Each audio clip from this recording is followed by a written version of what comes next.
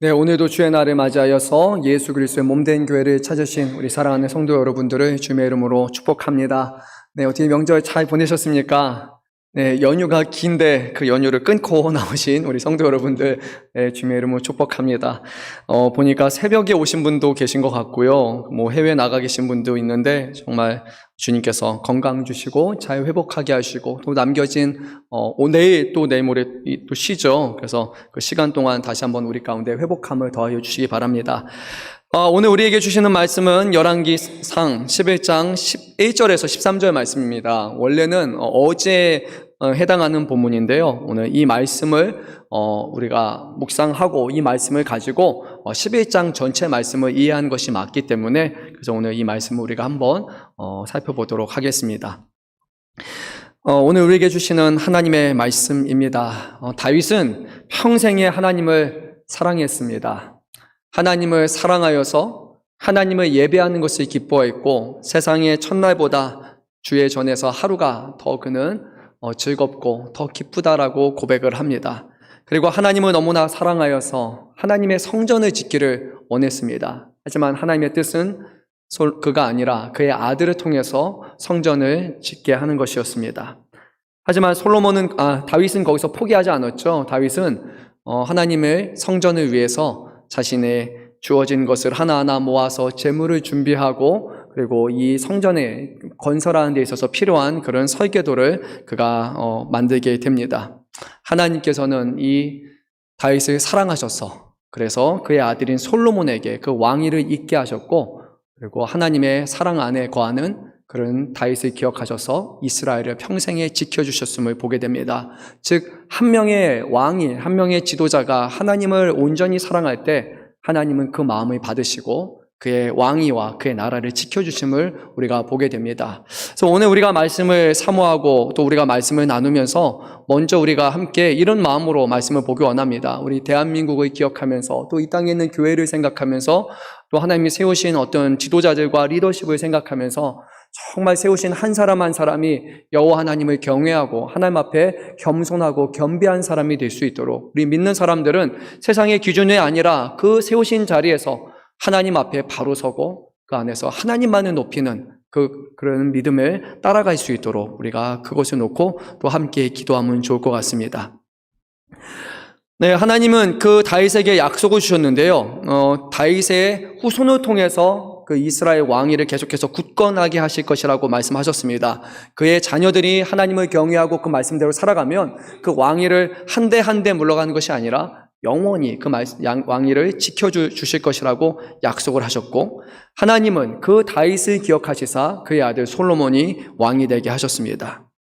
왕위에 오른 솔로몬도요 처음에 하나님을 사랑했습니다. 그래서 역대상 3장 3절 말씀 보면 그가 하나님을 사랑했다라고 성경은 말씀합니다. 그리고 하나님 앞에 겸손하게 자기 자신을 낮추었고 내 힘과 내 능력이 아니라 하나님의 지혜를 필요로 합니다라고 그는 하나님 앞에 간구했습니다. 하나님은 이 솔로몬의 기도에 응답하시고 그에게 지혜를 주시고 뿐만 아니라 그가 구하지 않은 부와 명예도 주시겠다고 약속을 하셨습니다. 그리고 하나님은 그 약속에 신실하게 지키셨습니다. 열왕기상 10장 말씀을 보면 하나님께서 이들을 어떻게 응답하셨는지를 아주 길게 나열을 하고 있습니다.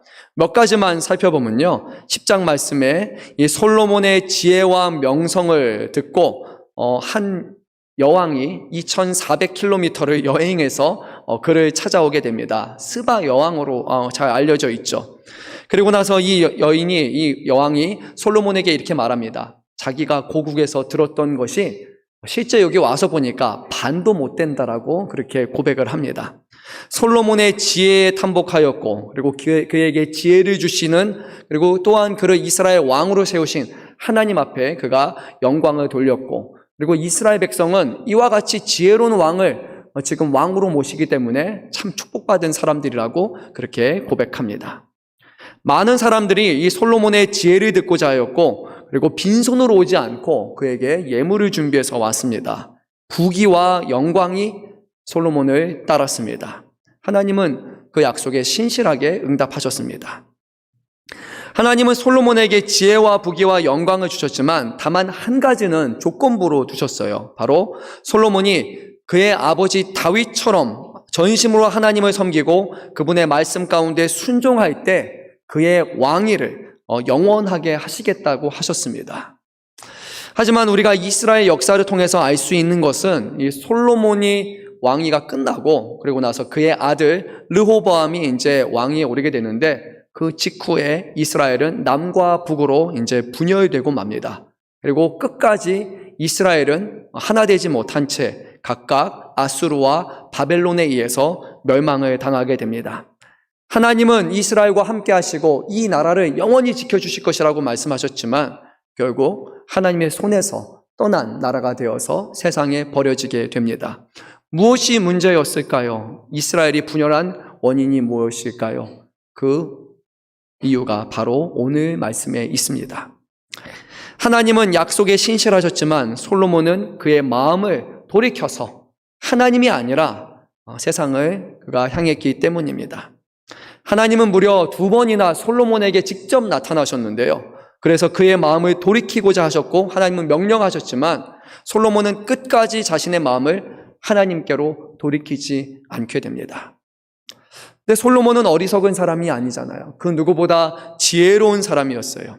하나님을 보았고 하나님의 말씀을 들었고 하나님의 환상 중에 하나님을 보았잖아요. 그리고 하나님의 축복까지 경험한 사람이었는데 그가 끝끝내 하나님을 떠났다라는 사실은 충격적으로 다가옵니다. 그러나 또 한편으로 생각해 보면요, 이것을 이해하려고 노력을 해보니까 나름의 이해가 됩니다. 왜냐하면 오늘날에도 어렸을 때는 하나님을 정말 열심히 믿고 섬기다가 누가 봐도 정말 구원받았고 신실한 사람인 것처럼 보이는데 어느 순간 교회를 떠나고 그리고 세상을 향해 세상에서 살아가는 그런 이들이 지금도 우리 주위에 심심치 않게 보기 때문입니다. 정말 개중에는 하나님을 신실하게 섬겼는데도 그리고 심지어는 기적을 체험했는데도 불구하고 주님을 떠난 이들이 있습니다. 사랑하는 성도 여러분, 오늘 이 말씀을요, 우리는 우리에게 주시는 말씀으로 우리가 귀담아 들으시기 바랍니다.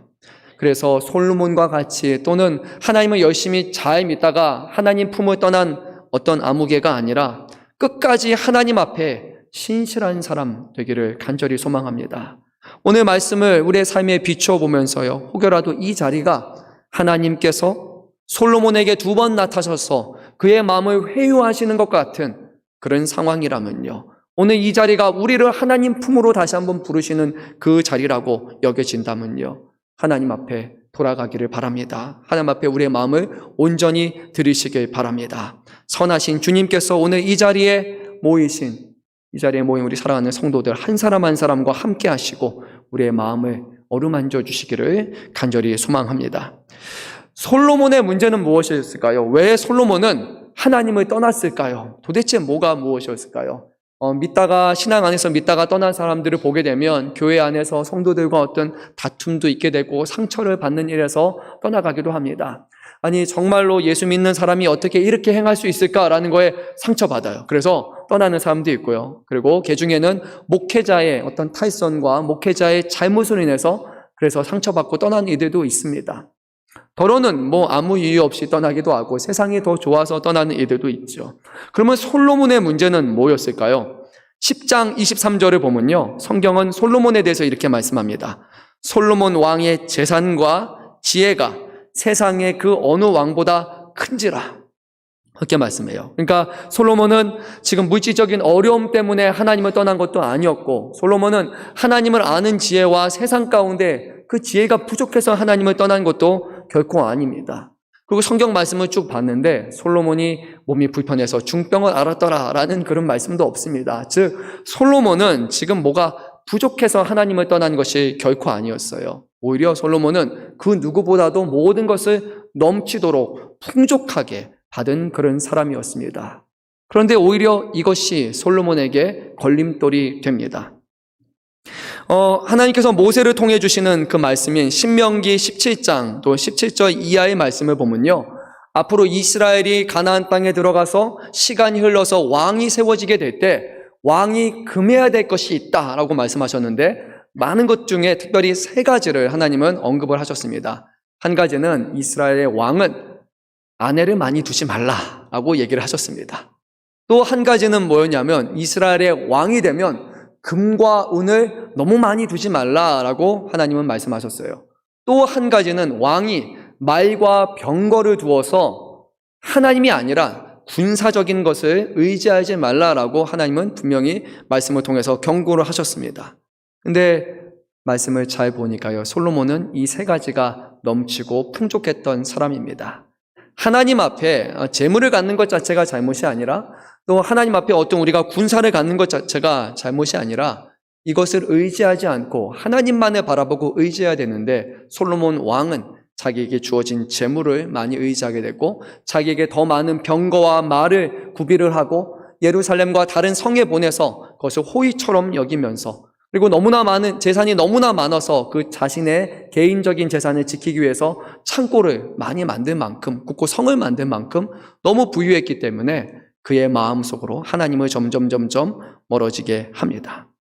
또한 그가 소유한 것 중에 오늘 말씀에서 문제가 되는 것이 하나가 있는데, 바로 너무나 많은 여인을 그는 두었다는 겁니다. 물론 오늘 이 말씀이 우리의 삶과는 그다지 연결이 안 될 수도 있습니다. 왜냐하면 우리는 일부 일처제를 지금 하고 살아가기 때문이죠. 하지만 과거 사회, 고대 사회에서는요, 일부 다처제는 그냥 당연한 것이었습니다. 오늘 3절 말씀을 보니까 그가 몇 명의 사람을 소유했는가? 원문을 좀 보게 되면요, 원문 말씀은 3절은 이렇게 풉니다. 솔로몬에게는 700명의 공주를 아내로 두었다. 그리고 300명을 첩으로 두었다. 그러니까 도합이 몇이죠? 1000명. 네, 1000명을 아내로 두었다고 합니다. 역사적으로 보게 되면요, 주변국들의 그런 공주를 자신의 아내로 맞이하는 예들은 흔한 일입니다. 또는 내 아들을, 왕자를 타국으로 보내서 그렇게 정략 결혼을 보내는 것은 한국에도 그렇고 고대 사회에서는 늘 흔한 일이었습니다. 사람이 사람을 어떻게 믿을 수 있습니까? 저 나라가 우리를 침략하고 안 하는 것을 어떻게 믿을 수 있습니까? 딱 한 가지잖아요. 혈연 관계가 연결되면, 그리고 결혼을 하고 자녀를 낳으면, 그래, 그러면 우리의 가족이 되니까 그러면 믿을 수 있다. 그래서 사람들은 이런 방식을 사용을 했습니다. 혈연 관계를 맺어서 서로의 안전을 꾀하는 것, 이것은 전 세계 역사에서 반복되는 그런 일입니다. 다른 나라에게 있어서는 이것이 지혜로운 일일 수도 있고 이것이 그냥 당연한 것으로 받아들일 수 있지만요, 이것이 하나님과 맺은 그런 관계 속에서는 언약에 위배되는 일이었습니다. 하나님은 이 신명기 말씀을 통해서 많은 아내를 두지 말라라고 하셨기 때문이고, 또한 이방의 아내를 삼지 말라라고 명확하게 말씀하셨기 때문입니다. 하나님께서는 솔로몬의 꿈, 그리고 성전을 건축하면서 성전 봉헌식 이후에 총 3번 이 솔로몬에게 나타나시면서 이것을 반복해서 말씀하셨습니다. 솔로몬이 그의 아버지 다윗과 같이 행하여 하나님의 길로 행하고 하나님의 법도와 명령을 지키면 솔로몬의 날을 길게 할 것이다. 다른 말로 하면 그의 왕위를 보존하실 것이다 라는 말씀하셨고, 그가 이렇게 행할 때 솔로몬뿐만이 아니라 하나님이 이스라엘 가운데 거하시고 그곳을 떠나지 않으시겠다라는 약속을 또한 주셨습니다. 즉 지금 솔로몬이 수많은 부귀와 영광을 소유하고 있는 것, 그리고 이스라엘이 전쟁이 없고 지금 평안을 누리는 모든 것이 솔로몬이 잘해서가 아니라 솔로몬이 하나님의 말씀에 순종하였기 때문에 하나님은 이스라엘을 지켜주신다는 것을 우리는 봅니다.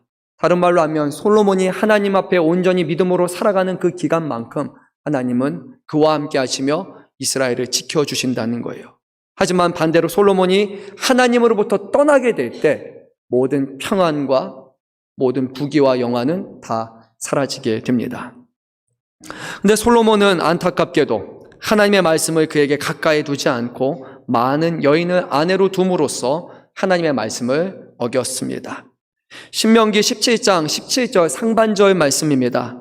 그에게 아내를 많이 두어 그 마음이 미혹되게 하지 말 것이며, 이것이 하나님께서 모세를 통해 주었던 것이었습니다. 그냥 아내를 많이 두는 것 자체가 문제가 아니라 아내를 많이 두게 되면 그 아내 한 사람 한 사람에게 더 많은 신경과 관심을 두게 될 것이고, 그 한 사람 한 사람으로 인해서 결국 하나님으로부터 점점 멀어져서 그 마음이 미혹될 수 있기 때문에 많은 아내를 두지 말라라고 그렇게 얘기를 합니다.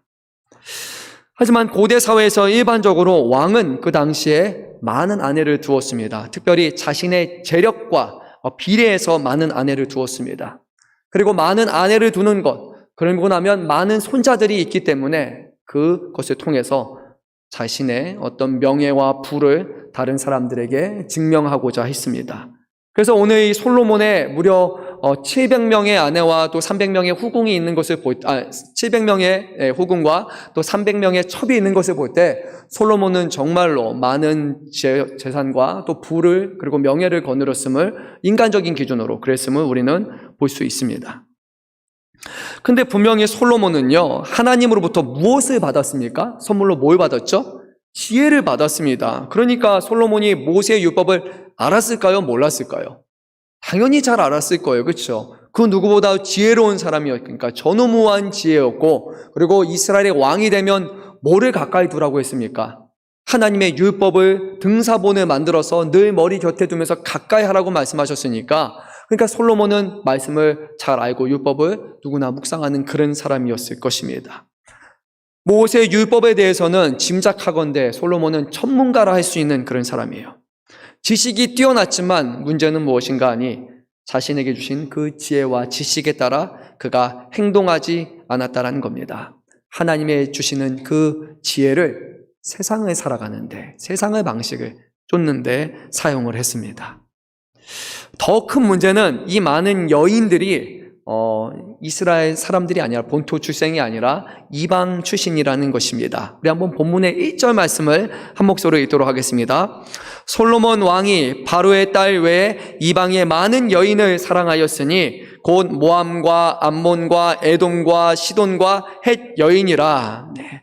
솔로몬의 첫째 아내는요, 애굽의 바로의 딸이었어요. 그리고 나서 그가 얻은 다른 이방 여인들을 보니까 다 주변 국가들, 원래 가나안과 가나안 근방에 있었던 하나님이 원치 않은 이 여인들을 자신의 아내로 취했음을 보게 됩니다. 애굽은 어떤 나라입니까? 애굽은 팔레스타인 그 지방에서도 강대국 중 하나면서요, 지역적으로는 이스라엘의 남서쪽에 위치한 그런 나라이죠. 뿐만 아니라 이스라엘과의 관계를 생각해 보면 과거 이스라엘은 애굽과 어떤 관계였습니까? 애굽의 종이었어요. 이스라엘이 애굽의 치하에서 고된 노역으로 괴로워했어요. 신음했습니다. 그리고 이 애굽은 이스라엘의 인구를 조절하기 위해서 남자아이가 태어나게 되면 남자아이를 다 죽이라는 왕명을 내리기까지도 했습니다. 이스라엘은 하나님 앞에 부르짖었습니다. 그리고 하나님은 그 부르짖음을 들으시고 모세를 이스라엘에 보내주셔서 그래서 애굽에서 구원을 하여 주시고 가나안 땅으로 이제 인도하여 주셨어요. 근데 솔로몬이 택한 여인은 어느 나라 사람이었습니까? 강대국인 애굽의 공주를 아내로 취한 겁니다. 솔로몬은 하나님을 의지하기보다는 오히려 정치적인 안정을 꾀하기 위해서 바로 강대국의 애굽 공주를 그는 아내로 맞이합니다. 그래서 실제로 애굽 공주를 맞이하니까 나중에 이 애굽에서 이 지역을 이 이스라엘이 차지하지 못한 영토를 침공해서 그곳을 혼수품으로 그냥 줄 정도로 애굽은 아주 힘이 있고 든든한 뒷배가 된 것은 사실입니다. 하지만 그것은 하나님이 원하시던 방법은 결코 아니었어요. 모압, 암몬, 에돔, 시돈, 헷 여인 다 그 주변국들이었습니다. 하나님이 모세를 통해서 주신 율법은요, 분명히 이스라엘 백성이 가나안 땅에 들어가게 되면 가나안 땅에 정착한다 할지라도 그 지역의 원주민들을 아내로 삼지 말라는 것이었어요. 그런데 솔로몬은 그것을 정확하게 어기고 있습니다. 그것도 한 번이 아니라 여러 번 거쳐서 그는 어겼습니다.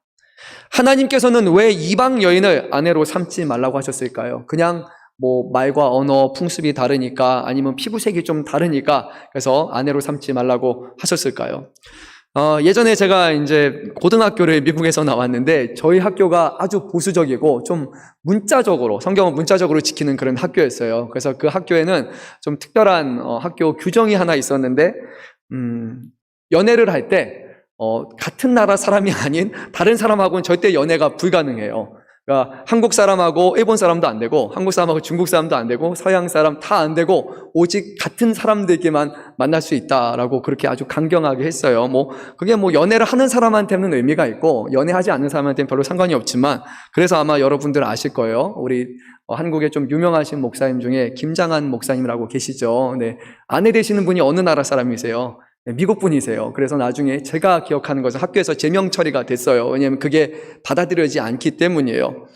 저 때도 한번 이게 아주 큰 이슈가 돼가지고 나중에 미국에 아주 유명한 토크쇼가 하나 있는데 레리 킹 라이브라는데 결국 저희 학교가 한번 나왔습니다. 그래서 왜 그렇게까지 같은 나라 사람들을 강요하느냐라고 막 이렇게 해서 결국 막 사람들이 다 보게 됐고, 나중에 이제 총장님이 와가지고 우리는 신앙적인 원칙을 고수하지만 이게 만약에 문제가 된다면 철폐하겠다라고 해서 결국에 얘기는 했는데, 제가 졸업할 때까지 이렇게 통과되지는 않았습니다. 근데 그거는 문자적으로 이것을 받아들였기 때문이에요. 근데 하나님께서 단순히 같은 나라 사람이고 아니고여서 그걸 문제 삼은 것이 아니라 이방 백성들, 하나님을 믿지 않는 사람들을 아내로 맞이하게 될 때 그 안에 발생할 어려움이 있기 때문에 하나님은 그들에게 이것을 받아들이지 말라라고 한 것입니다. 우리 한번 본문의 2절 말씀을 읽도록 하겠습니다.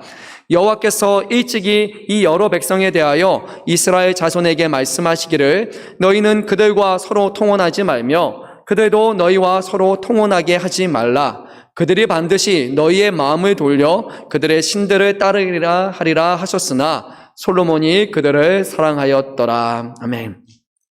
하나님께서는요, 가나안 원주민들이 우상을 섬기고 있었고 그 우상을 섬기는 행위 자체가 너무나 악했기 때문에 그것을 하나님은 싫어하셨습니다.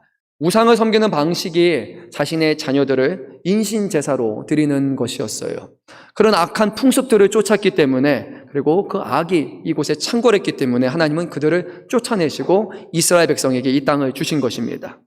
근데 만약 이스라엘 백성이 지금 이러한 가나안에 있던 원래 사람들과 혼인을 하게 되면 어떤 일이 발생하느냐, 결국 그 여인들이 본인들이 섬겼던 그 우상신들을 그대로 가지고 그 풍습들을 그대로 가지고 이 이스라엘 백성 안에 들어오게 되는 거예요.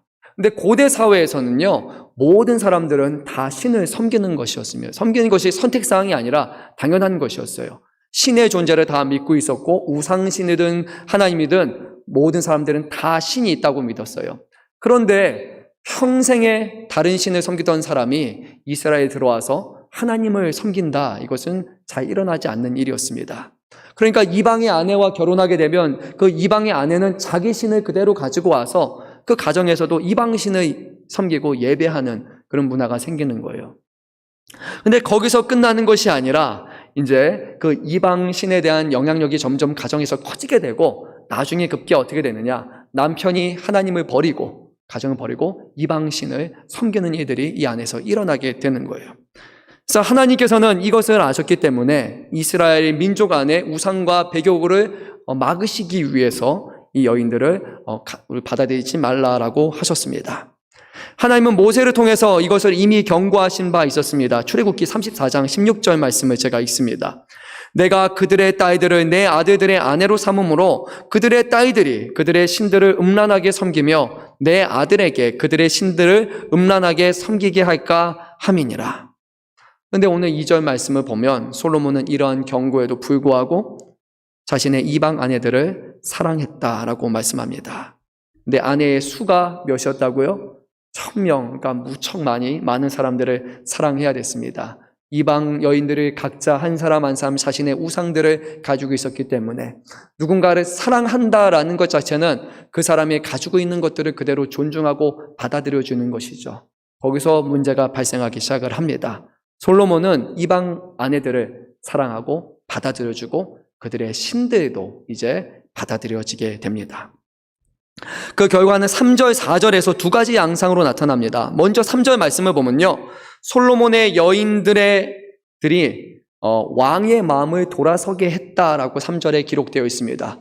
솔로몬의 마음은 어디를 향하였습니까? 하나님 한 분을 향해야 됐습니다.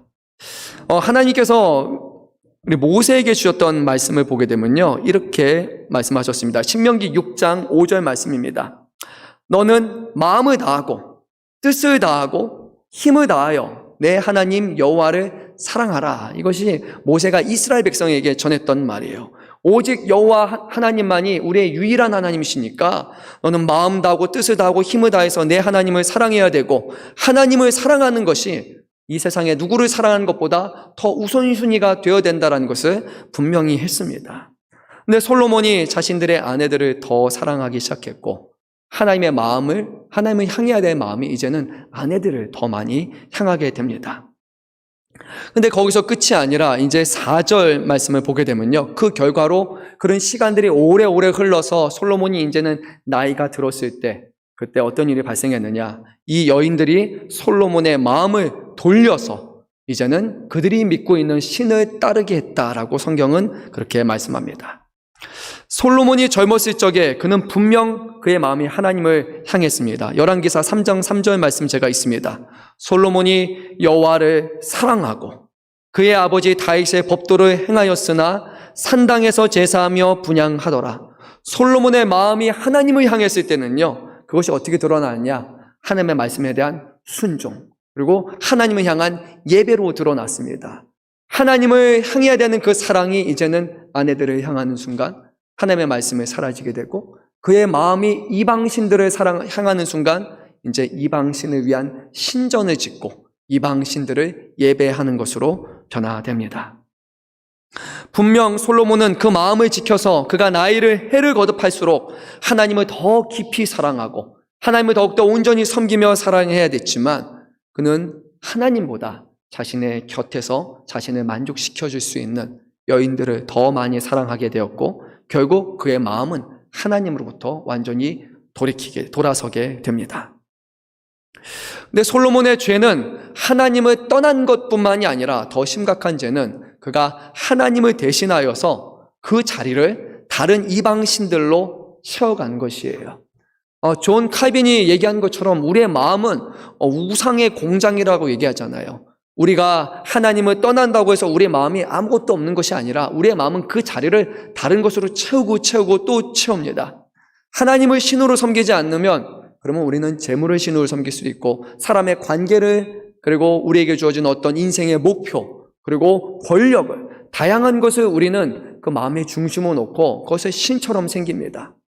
절대 이것을 포기하지 못하고 나는 이것을 위해서 또는 모든 것을 하겠다라는 우리 안에 우상을 만들어 놓는 것에 우리 사람은 익숙해요. 하나님이 없어진다고 해서 그 자리가 비어 있는 것이 아니에요. 자꾸 우리는 우리의 마음을 다른 신들로 채워나갑니다. 오늘 5절 말씀을 보게 되면요, 솔로몬이 어떤 일을 행했는가? 그가 시돈 사람의 여신 아스다롯과 암못 사람의 가증한 밀곰을 따랐고, 7절 말씀을 보면 모압의 가증한 그모스를 위하여 예루살렘 앞 산에 산당을 지었고, 암몬 자손의 가증한 몰록을 위하여 동일하게 했으며, 더 놀라운 사실은 8절 말씀을 보면 그의 이방 여인들을 위하여 뭐라고 합니까? 다 그와 같이 했다라고 말씀합니다. 그러니까 만약에 이방 여인이 민족이 한 100명 정도 있다면 100명의 신을 솔로몬이 산당을 만들어 놓고 제사 자리를 만들어 놓고 100명의 신들을 위해서 제사를 했다는 거예요. 그 이방 여인 한 사람 한 사람을 위해서 동일하게 사랑함으로 일을 행했다고 말씀합니다. 아스다롯은 어떤 신입니까? 다산의 여신이며 그는 성적으로, 특히나 이 아스다롯의 제사는 문제가 됩니다. 그 당시에 섬겼던 어떤 제사장들은 성적인 유의와 그런 성적인 관계 맺는 것이 이 제사의 일부에 들어갔기 때문에 이런 것들이 문제가 됩니다. 밀감 또는 몰렉은 별의 신으로 알려져 있는데, 특별히 유명한 것은 인신제사예요. 사람의 제사로 바칩니다. 자신의 자녀들을 번제단 위에 태워서 신이 감격하고 신이 격분해서 우리를 도와달라고 요청하는 그것이 바로 이 제사의 모습이었습니다. 그모스도 별의 신으로 알려져 있습니다.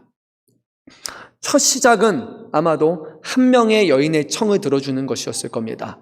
요구하니까, 사랑하니까 해줄게라고 하지만 이제 한 명의 아내에게 들어줬어요. 그러면 다른 아내에게도 들어줘야겠죠. 또 다른 아내도 들어줘야 되겠죠. 그러니까 결국 1000명이나 되는 사람들의 말을 하나하나 다 듣게 됩니다.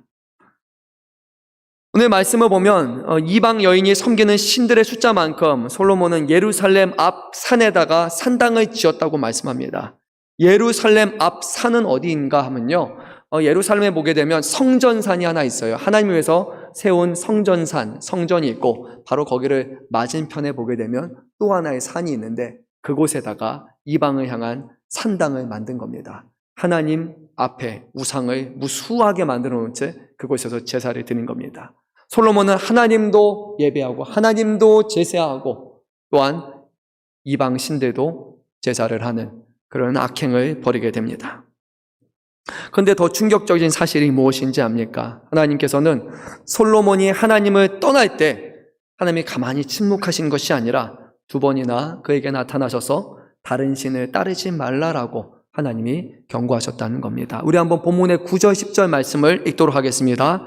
솔로몬이 마음을 돌려 이스라엘 하나님 여호와를 떠남으로 여호와께서 그에게 진노하시니라.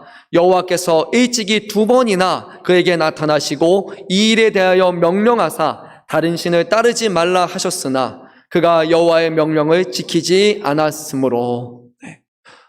하나님의 음성을 들었던 사람이고 하나님의 환상으로 보았던 사람이 바로 솔로몬이잖아요. 하나님의 기도에 응답을 받았던 사람이 솔로몬이었기 때문에 하나님을 실수로 못 봤다 그렇게 말할 수 없을 겁니다. 하나님은 솔로몬에게 나타나셨고 그에게 2번에 걸쳐서 그 길을 갖지 말라라고 하셨지만 솔로몬은 하나님의 말씀에 순종하지 않습니다.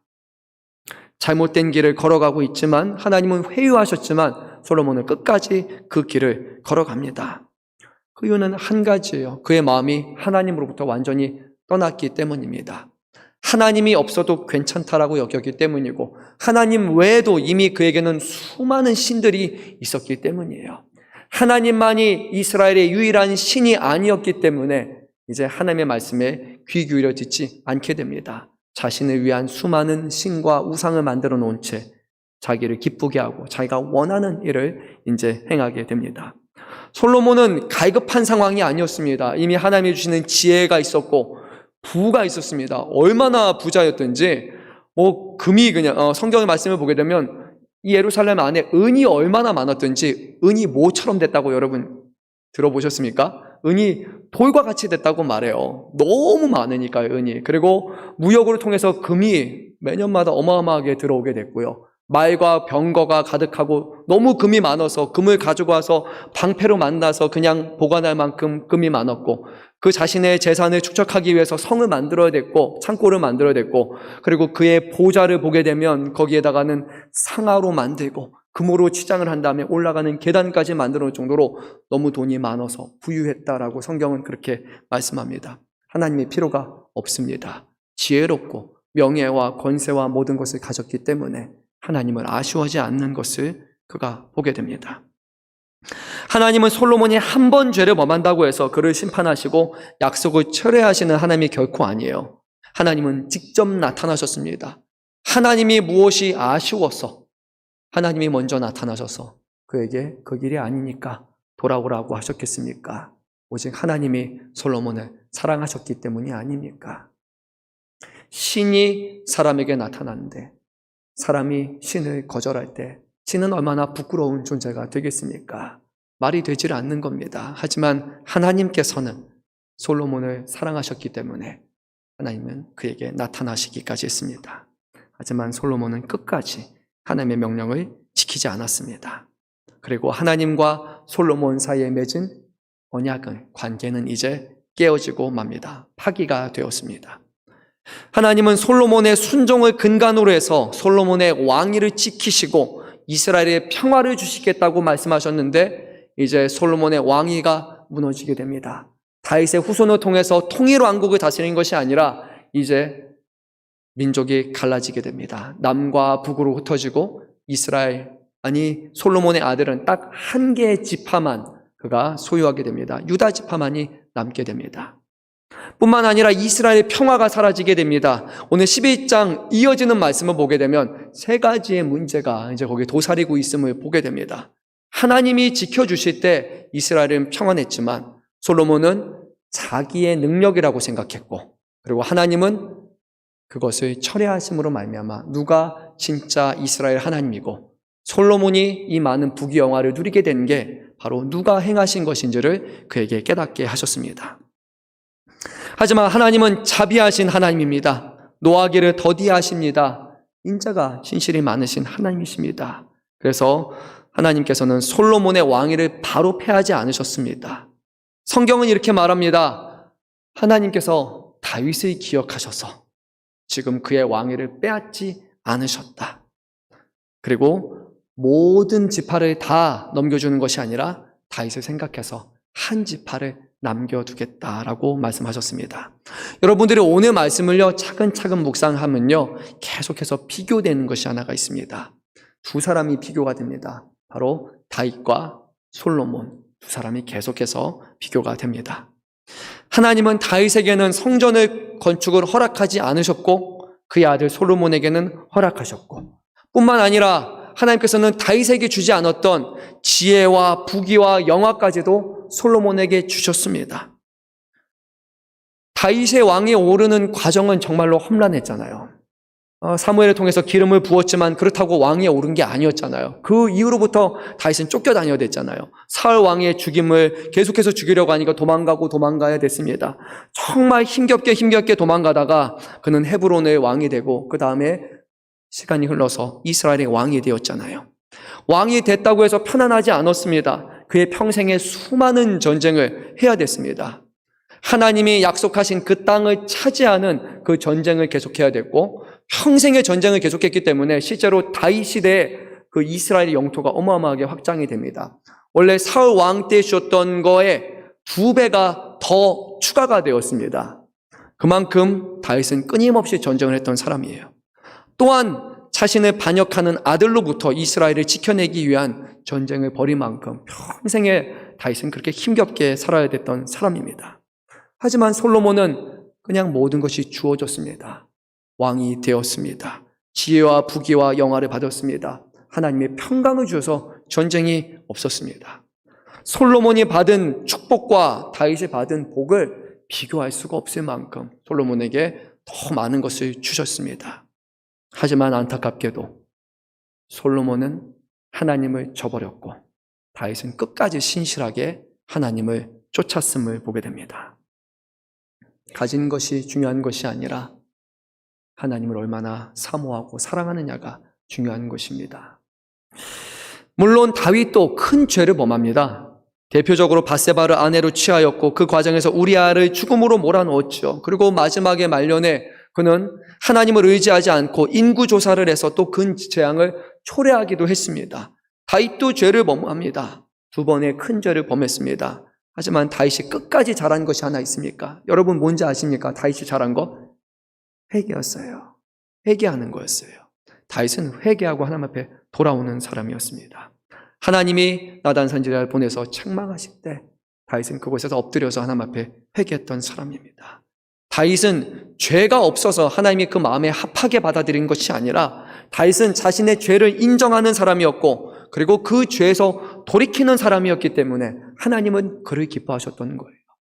솔로몬에게 2번이나 하나님은 책망하셨지만 솔로몬은 그 마음이 완악하여서 하나님 앞에 회개하지 않았지만 다윗은 회개하여서 마지막 죽는 날까지 그는 밧세바에게 했던 그 죄를 번복하지 않음을 우리가 성경을 통해 보게 됩니다. 하나님은 회개한 다윗을 용서하셨지만 회개하지 않은 솔로몬으로 인해서 이스라엘을 보호하는 그 능력의 손길을 거두어 가셨습니다. 솔로몬은 자신의 지혜와 자신의 외교적인 전략이 이스라엘을 부강하게 하고 이스라엘에게 평화를 준다고 생각을 했어요. 하지만 다윗은 오직 하나님만이 이스라엘에 평화를 주시고 하나님만이 이스라엘의 능력이시라고 외치며 평생에 하나님만을 찬양하며 갈망하며 살았던 사람이었습니다. 오늘 말씀을 끝마치면서 우리가 기억해야 할 것이 몇 가지가 있습니다. 첫째는요, 우리가 하나님 앞에 겸손해야 한다는 것이에요. 물론 우리가 열심히 이 땅에서 수고했습니다. 아마 시간이 지날수록 우리 손에 쥐어지는 것이 더 많을 거예요. 재산도 더 많아질 것이고 사회적으로 우리가 더 직위가 높아질 것이고 교회 안에서도 여러분이 열심히 섬기는 만큼 신앙이 연수가 더해가는 만큼 더 많은 직분이 있을 것입니다. 그거 가지고 하나님 앞에 어깨를 드러내는 것이 아니라, 그거 가지고 고개를 드는 것이 아니라 이 모든 것이 하나님이 주신 것이라고 우리는 믿고 하나님 앞에 겸손한 사람이 되어야 됩니다. 하나님은 겸손한 사람을 사랑하시고 겸손한 사람을 사용하셔서 세상에 교만한 사람과 강한 사람들을 부끄럽게 만드시는 하나님이시기 때문입니다. 다윗이 뭐가 못해서 이스라엘 왕으로서 그가 하나님 앞에 엎드렸겠습니까? 그는 늘 하나님 앞에 자신은 사람일 뿐이라고, 이스라엘의 왕은, 진정한 왕은 하나님일 뿐이라고 그렇게 믿음으로 살아갔던 사람이었기에 하나님은 오히려 그를 높이시고 그에게 놀라운 약속을 주신 것입니다. 오늘 우리의 마음을 하나님 앞에 모아서 겸손을 다시 한번 회복하기를 바랍니다. 끝으로 우리가 한 가지 또 기억해야 될 것, 하나님을 사랑하는 것입니다. 근데 한 번의 사랑으로 끝나는 것이 아니야. 이 사랑은 지속적으로 하나님을 사랑해야 합니다. 앞서 말씀드렸다시피 열왕기상 3장 3절 말씀을 보면 솔로몬은 분명히 하나님을 사랑하는 사람이었어요. 그런데 오늘 말씀을 보게 되면 하나님을 사랑한다라는 그 동일한 단어가 정확히 자신의 아내를 사랑하는 것으로 이제 바뀌게 됩니다. 더 이상 하나님을 사랑하는 솔로몬의 모습은 보이지 않습니다. 자신 곁에 있는 여인들만 사랑하게 됩니다. 하나님을 사랑하는 것이 우리의 삶의 첫째가 될 때 우리는 이웃을 사랑할 수 있음을, 우리는 세상을 사랑할 수 있음을 우리는 알고 있습니다. 그러면 하나님을 사랑하는 것은 무엇입니까? 정말 하나님이 사랑한다는 것이 무엇을 뜻합니까? 열왕기상 3장 3절 말씀을 제가 읽도록 하겠습니다. 솔로몬이 여호와를 사랑하고 그의 아버지 다윗의 법도를 행하였으나 산당에서 제사를 하며 분향하였더라. 하나님을 사랑하는 사람의 모습은요, 두 가지로 나타납니다. 하나님의 말씀을 지켜 행하는 것과 그리고 하나님을 예배하는 것을 통해 나타납니다. 두 가지가 명확합니다. 하나님의 말씀을 온전히 지켜 행하는 사람이 하나님을 사랑하는 사람이에요. 하나님 앞에 예배드리는 자세가, 예배드릴 준비는 마음이 어떤지에 따라 우리가 정말로 하나님을 사랑하고 있는지 아닌지를 우리는 알 수 있습니다. 한번 스스로에게 질문해 보기 바랍니다. 성도 여러분, 그리고 저도 일부 시간에 제 자신에게 질문했습니다. 하나님 사랑하고 계십니까? 하나님을 정말로 사랑하고 계십니까? 우리 인간의 사랑하고도 한번 생각해 보면요, 우리가 정말로 하나님의 사랑을 하는지 아닌지를 우리는 볼 수 있습니다. 여러분, 결혼하기 전에 연애할 때 사랑했던 적이 있으시죠? 물론 지금도 사랑하지만 좀 다른 사랑일 수는 있지만요. 여러분, 그때 사랑할 때 어떤 마음이었습니까? 시간이 없다고 안 만나신 분이 있습니까? 아니에요. 시간 없어도요, 없는 시간 쪼개서 만나요. 그렇지 않습니까? 정말로 연애할 때 뜨거운 사랑은요, 그렇습니다. 돈이 없어도 괜찮아요. 저도 연애할 때 돈이 없어가지고요, 부끄럽지만 이 차비가 없어가지고 걸어서라도 한 30분 걸어가지고도 그렇게 만나려고 갔어요. 30분 만나고 다시 올 때 다시 또 30분 걸어서 와야 됩니다. 30분이 좀 넘어요. 신도림에서 여기까지니까. 그러니까 그렇게 가까운 거리는 아니에요. 근데 갈 수 있었어요. 왜냐하면 사랑하니까. 돈 없어도 아껴도 얼굴 보고 싶은 마음에 가는 것이 사랑의 마음이지 않습니까? 저만 그런가요? 근데 여러분 그렇잖아요. 사랑하면 사람은 보고 싶고, 사랑하면 기대가 되고 설레어지고, 그리고 사랑하면 그 사람을 위해서 뭔가를 해주고 싶은 것이 우리의 마음이지 않습니까? 설령 힘든 일이 있어요. 근데 그 힘든 일이 다른 사람을, 내 사랑하는 사람을 위해서 해주는 것이라면 힘든 게 아니라 기쁨이 되잖아요. 내가 저 사람을 위해서 이런 수고와 이 일들을 해줬다라는 마음이 들지 않습니까? 인간의 사랑도 그러할진데 우리가 하나님을 사랑한다는 것, 과연 어떤 모습으로 이 자리에 나와 있습니까? 교회에서 섬기고 봉사하는 것, 힘든 일이에요. 정말로 힘든 일입니다. 하지만 하나님을 사랑하면 이 힘든 일이 즐거운 일이 됩니다. 힘들어도 그다지 힘들지는 않습니다. 하나님을 정말로 사랑한다면 하나님과 더 많은 시간을 곁에서 보내고 싶어 합니다. 기대하는 마음으로 주일을 기다릴 것입니다. 설레이는 마음으로 주님의 성전에 찾아올 것입니다. 오늘 하나님이 어떤 말씀을 주실지, 또 오늘 하나님의 예배하는 가운데 어떤 감격을 우리에게 주실지 설레이는 마음으로 이 자리에 오게 될 것입니다.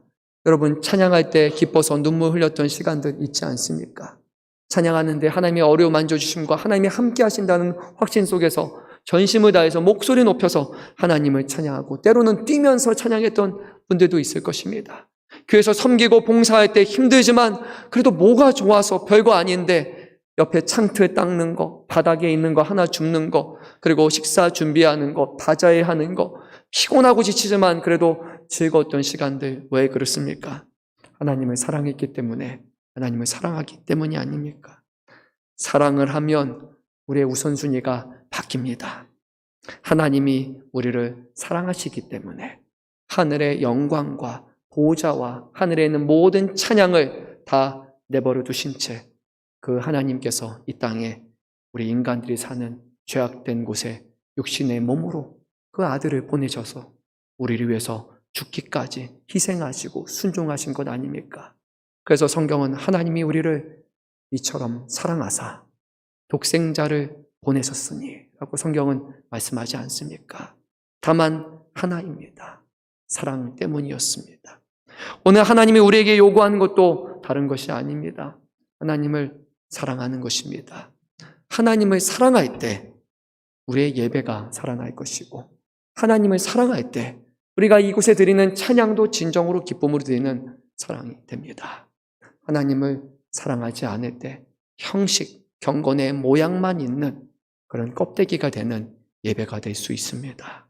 사랑하는 성도 여러분, 오늘 스스로 물어보십시오. 나는 하나님을 지금 사랑하고 있는가?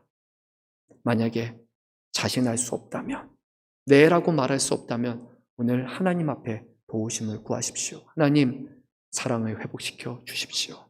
첫사랑을 회복시켜 주시고 하나님을 사랑하는 기쁨과 감격을 회복시켜 주시고 그리고 하나님의 사랑으로 말미암아 이 세상을 능히 살아갈 수 있는 그런 하나님의 자녀된 삶을 누리며 살아갈 수 있도록 은혜 베풀어 달라고 오늘 다시 한번 주 앞에 기도하시고 간구하시기 바랍니다. 이 시간 우리 한 2분 정도 기도